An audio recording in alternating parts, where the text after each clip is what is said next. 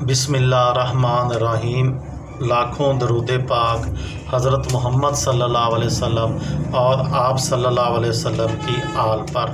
السلام علیکم، میرا نام افتخار احمد ہے اور آپ میرا یوٹیوب چینل نالج دیکھ رہے ہیں۔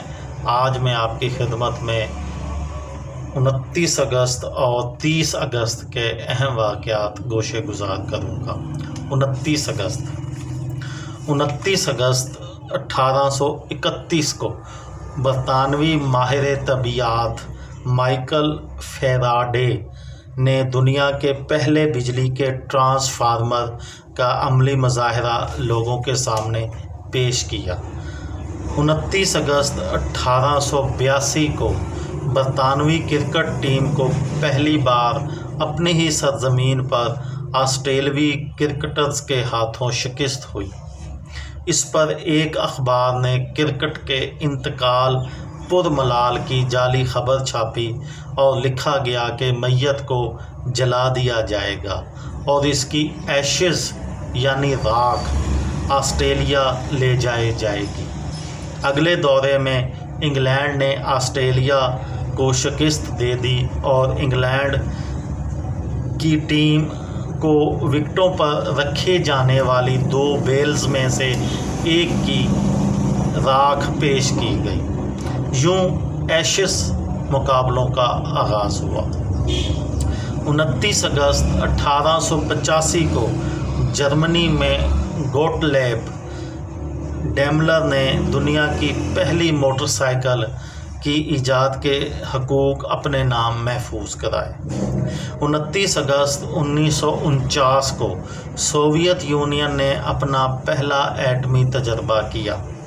29 اگست 1949 مشہور امریکی اداکار رچرڈ گیئر کی تاریخ پیدائش ہے۔ 29 اگست 1991 کو سوویت یونین کی پارلیمنٹ سپریم سوویت نے تمام سرگرمیاں معطل کر دیں اور یوں ملک پر کمیونسٹ پارٹی کا 75 سالہ کنٹرول اختتام کو پہنچا۔ 30 اگست 30 قبل مسیح کو مصر کی ملکہ کلیوپاترا نے اپنے فوجیوں کی شکست کے بعد خودکشی کر لی۔ 30 اگست 1884 کو امریکہ میں باکسنگ کے مڈل ویٹ ٹائٹل کے لیے وہ پہلا مقابلہ ہوا جس میں باکسنگ کے دستانے استعمال کیے گئے۔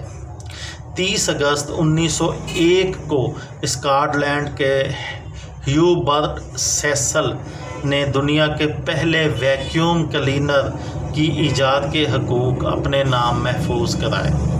30 اگست 1918 کو سوویت رہنما ولادیمیر لینن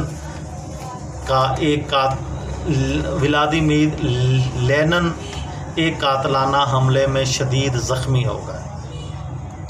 30 اگست 1962 کو ٹرینیڈاڈ اور ٹوباگو کے جزائر نے برطانیہ سے آزادی حاصل کی۔ 30 اگست 1963 کو امریکہ اور سوویت یونین کے سربراہوں کے لیے پہلی بار ایک ہاٹ لائن قائم کی گئی تاکہ کسی بھی اتفاقی حادثے کی بدولت جنگ شروع نہ ہو سکے۔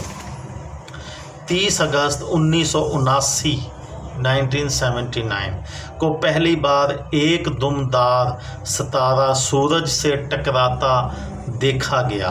اس ٹکراؤ سے اتنی توانائی خارج ہوئی جو 10 لاکھ ہائیڈروجن بموں کے برابر تھی۔ یہ تھی میری آج کی ویڈیو۔ کسی دوست کو، کسی بھائی کو، کسی بہن کو فائدہ ہو تو مجھے دعاؤں میں یاد رکھیے گا۔ دل پاکستان، جان پاکستان۔ السلام علیکم۔